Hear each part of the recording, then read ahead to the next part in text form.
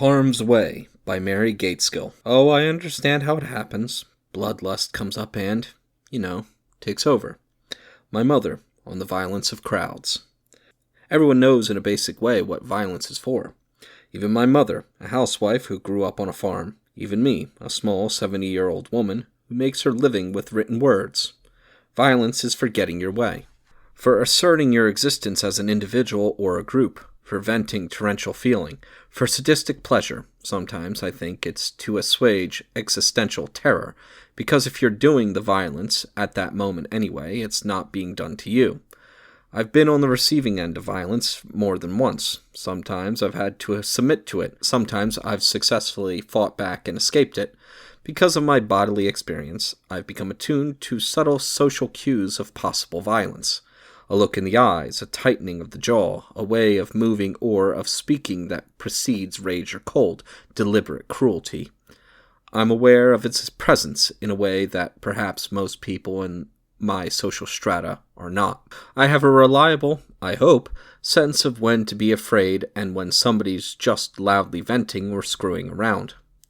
Apart from actual attacks, I also know violence through the impulses and instincts of my own body and my, often, unwilled imaginative openness to horrific, inexplicable images, fantasies, vivid, and sometimes truly terrible dreams.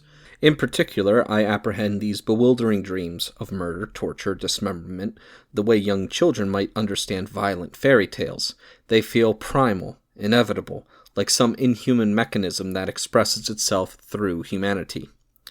Not everyone has dreams like these, but almost everyone experiences, sometimes without wanting to, the public dreaming of horror movies, murder movies, true crime shows, and violent porn. On a more private level, many engage in symbolic sexual violence, which seems to have become mainstream. Think of the well-documented popularity of choking during sex.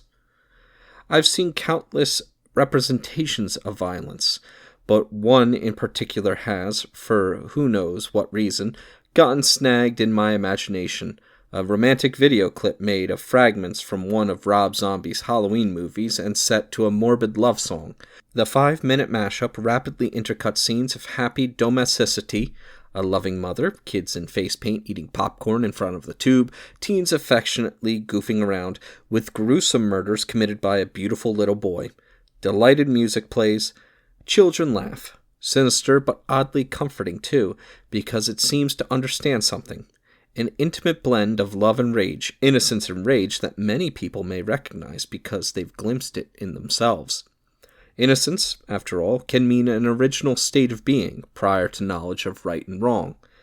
In a society that is adamant, if hypocritical, in its moral rejection of violence, the ubiquity of such violent imagery seems to have its own kind of purpose. Horror seems cathartic or physically protective, a safe ritual that admits the reality of violence and cruelty while also warding it off, like a ceremonial demon mask. Maybe it's even necessary, a way to propitiate the inhuman mechanism that expresses itself through humanity. Then there is the real thing touched on by such florid representation, the drive of some humans to inflict actual pain and death for no reason but the apparent compulsive enjoyment of it. While everyone may understand the pragmatic or raw emotive reasons for violence, I'm not sure anyone understands sadistic violence sans motive, especially when meted out on helpless victims or in the context of social normalcy. Or maybe we do understand. In a way, I understand the dreams that horrify and bewilder me, on a primitive level that translates into images but not words. Maybe we just don't want to admit that we understand.